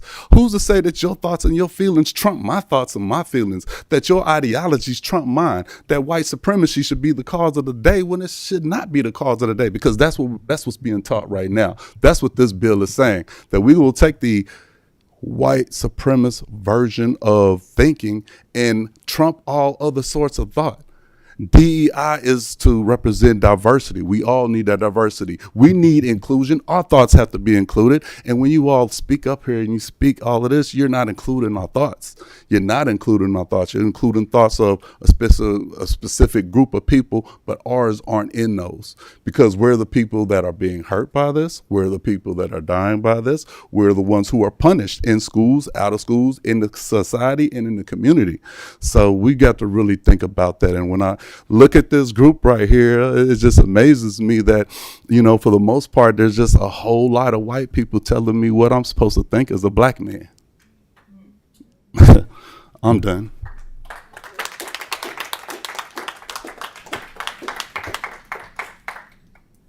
Rebecca Blankenship, Students' Rights Coalition, Berea, Kentucky.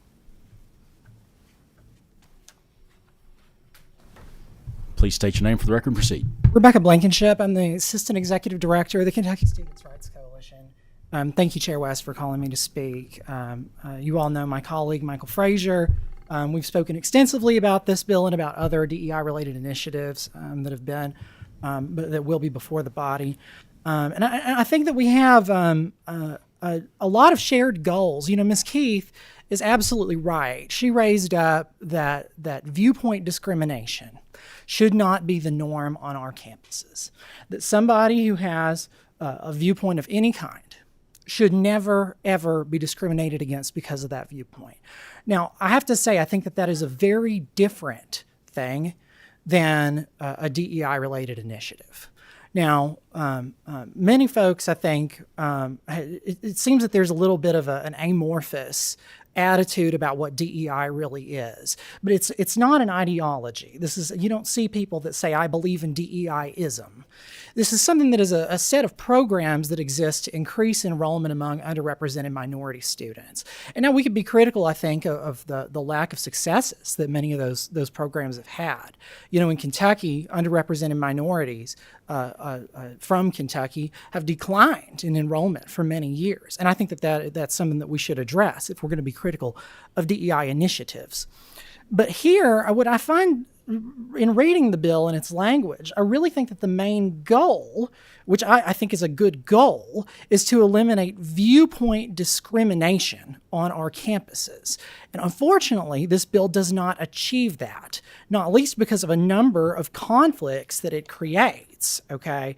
So to speak briefly about some of them, and I understand that there's a committee substitute, although I haven't been able to review that myself. Feel free to disregard anything I say that's not germane to that. You know, I think that some of these definitions are extremely overbroad and could really produce unintended consequences, which we talk about a lot around here. So just to give an example, 1A6 in the version of the bill that is on the legislature's website, you know, it states that a student should not be made to feel discomfort because of race or sex. Okay, how many topics are charged around the matters of race and sex? A discussion of abortion is something that could run afoul of this bill of any kind. You know, to take 1A10, we have a prohibition of anything that, quote, promotes division between or resentment of a race, sex, religion, nonviolent political affiliation, social class, or class of people. That is incredibly broad. Y'all, if a Christian professor made the remark that they believe that Jesus is the way, the truth, and the life, and that no one can get to the Father except through him, folks, that would be penalized by this bill. If a conservative professor said Democrats have treated Donald Trump unfairly, folks, that would be penalized by this bill, by that language I just read you. If a professor said that Jews have a right to their ancestral homeland in Israel, that would be penalized by this bill. Okay? Academic freedom is incredibly important.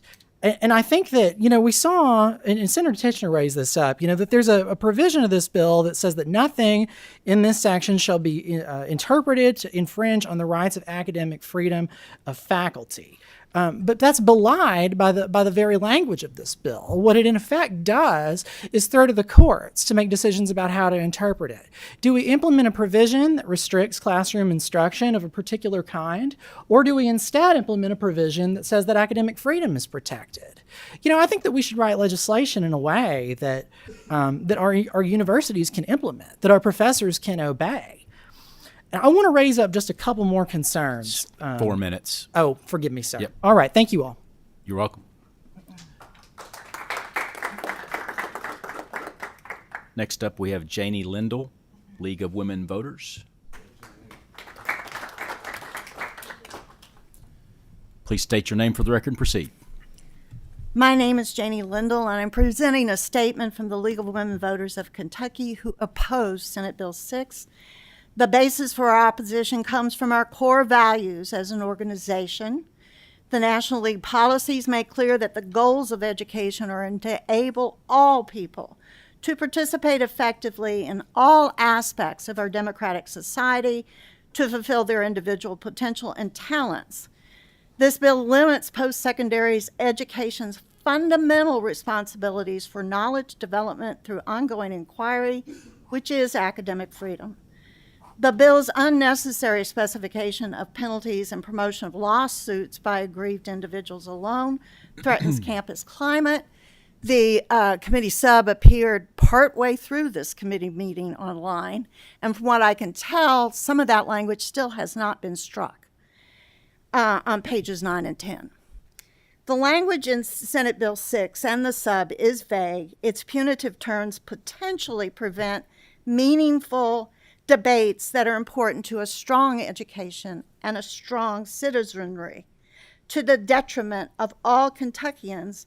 So SB 6 lowers opportunities for conflict prevention and resolution in classrooms, within departments, and throughout any campus's multiple spaces for interactions with its community on inclusion as it pertains to diversity and equity.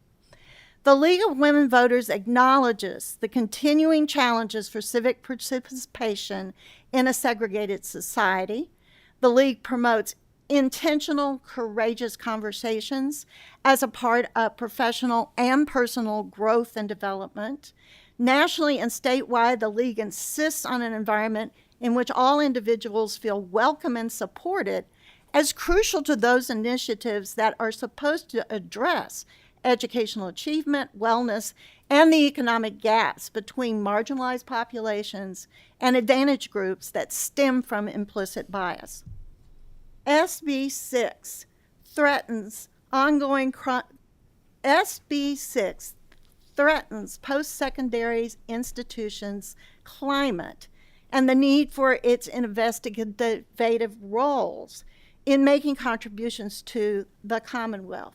It, in fact, expands potential for people to use this act to claim grievances with costly lawsuits because some individuals don't want to hear about the historic attitudes that shaped our country, including preventing certain demographic groups from participating in our democracy. Our post-secondary institutions should be about helping students engage critically with our history, not repress it. We ask that you vote no on this bill and the committee sub. Thank you so much. That is the end of our questions and presentations at this time.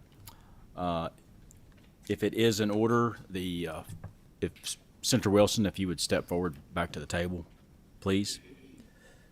If it is in order, we are open for motions on the bill at this time. Do I see a motion on Senate Bill 6 as amended by committee sub? We have a motion. Do we have a second? We have a second. Please call the roll. Senator Carroll. Mr. Chairman, I'd like to vote aye and explain my vote. Please proceed. It's amazing how similar the arguments are on both sides of this issue. And to me, it seems obvious that we all want the same thing, and maybe it's bad actors at each level that are garnering all this attention and all these accusations. But the argument's the same, and the language in this bill protects the exact same thing that the opposition is wanting to protect. So it's confusing, and it just appears that there are bad actors that are pushing this concept to an extreme for their own personal reasons. It's a struggling issue, and it's a hardship to come up with a valid solution when it seems we all want the same thing, but yet we're accusing the other side of being wrong. Thank you, Mr. Chairman. Senator Funke Fromeyer. I like to vote aye and explain my vote. Please proceed. I vote aye. I recognize the complexity, and I also listen closely and carefully to what our Teacher of the Year, Kumar, had shared, and really believe that this bill is trying to address those problems. Thank you. Senator Givens. Senator Higdon. Senator Meredith. Senator Neal. I would like to explain my no vote. Please proceed. You know, throughout history, all the way from slavery, if you look at history, you find there are periods of advancement and immediate reaction. Some of that reaction comes from hate, some of it comes from ignorance, some of it comes from fear, and some of it comes from discomfort. I can't ascribe that to the author of this bill because I know him too well. So I'm confused. I'm confused because when I look at the language of this bill, it does not address the issues that you're talking about. There are already mechanisms in place to address actions that are taken within these institutions that someone may disagree with. There are processes that are in place. So we begin to micromanage from here and even put someone, even though they indicated that there was some discussion with higher ed and he changed some things and took away the private right of, it's still an intimidating factor to higher education. You know, I hate to say this and I hate to use these words, but it appears to me, my impulse is that this is anti-intellectual. And not only that, I think it does not advance the issue. It just makes it so we take a step back so that we have to make 3 steps instead of 2 to advance further. We are in the midst of racism right now. No, please. We are in the midst of racism, and it's painful for everybody. And we must struggle together and individually to free ourselves from this malady. It's not good. We all know that. It affects people differently. We're all individuals. But to begin to create constructs that either suppress and do not ameliorate the situation, that, what can I say? No. Senator Stivers. Senator Thomas. Mr. Chair, I'd like to explain my no vote. Please proceed. There is a fundamental misunderstanding about DEI programs.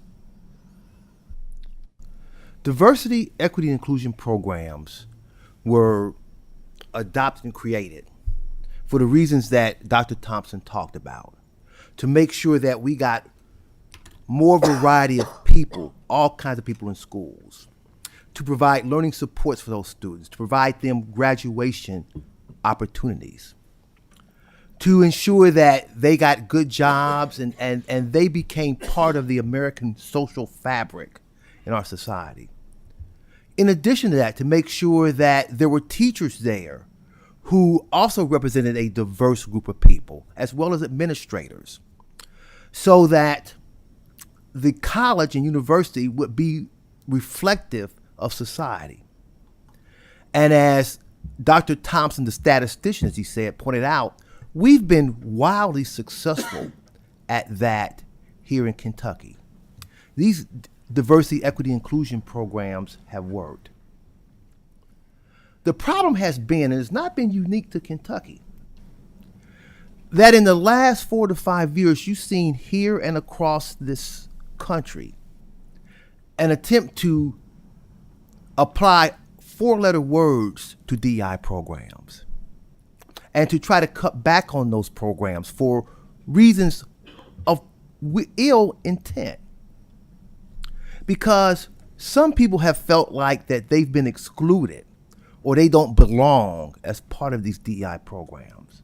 Now that thinking is wrong, because the whole notion, the fundamental notion of DEI programs is that everybody should be included, that all people belong in the college setting, and that we only grow and strengthen ourselves as a nation when we all participate in the process.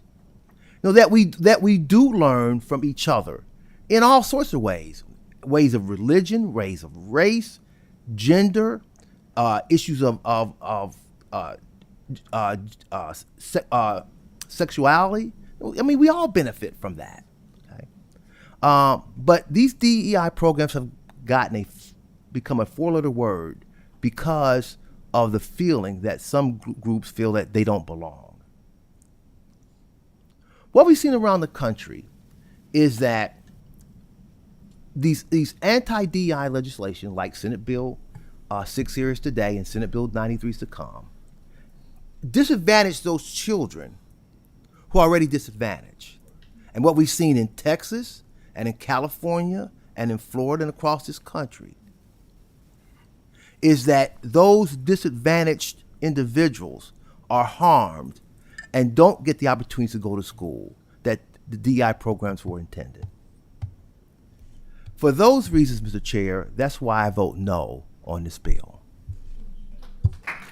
Senator Tishner. I'd like to vote aye and explain my vote briefly. Please proceed. We have a 3-minute limit Yes, on vote absolutely. I really hope those in the audience, once this has passed out of committee and you're able to look at the committee sub, which is the process and why it's not public right now, I hope that you'll look at that definition of discriminatory concepts.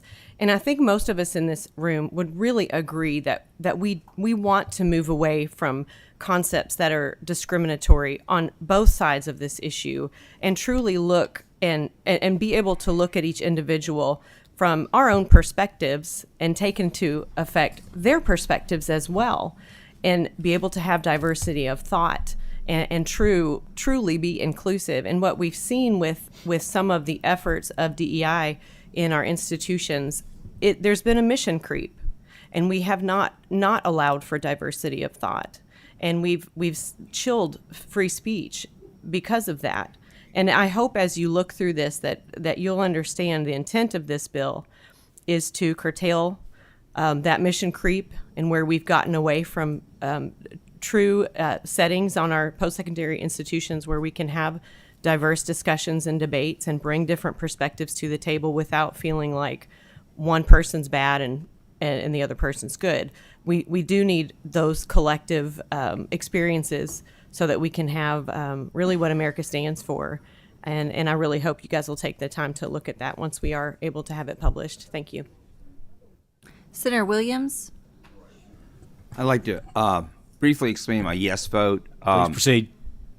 I would like to ask Mr. Powell to look into Miss Keith's situation and let me know. I mean, we're moving this forward. If this is in fact under the current situation, something that is acceptable for the kind of discrimination that we saw in that, and if this bill can possibly address that, I think if it did happen, I'm thinking this one would address that, so that everybody, the entire range of students, feels supported by everyone and not have a specific teacher that is putting out some money. I'm not saying it happened, but you said you would investigate it. I'm looking forward to hearing the results of that. Senator Wilson, Aye. Senator Wise, Aye. Chair West. Aye. Senate Bill 6 passes and shall be reported with favorable expression with committee substitute attached thereto. Thank you, Senator Wilson. Thank you to members of the committee. Seeing no further business to come before the committee, this meeting's adjourned. Thank you. Sorry you had to do it so long.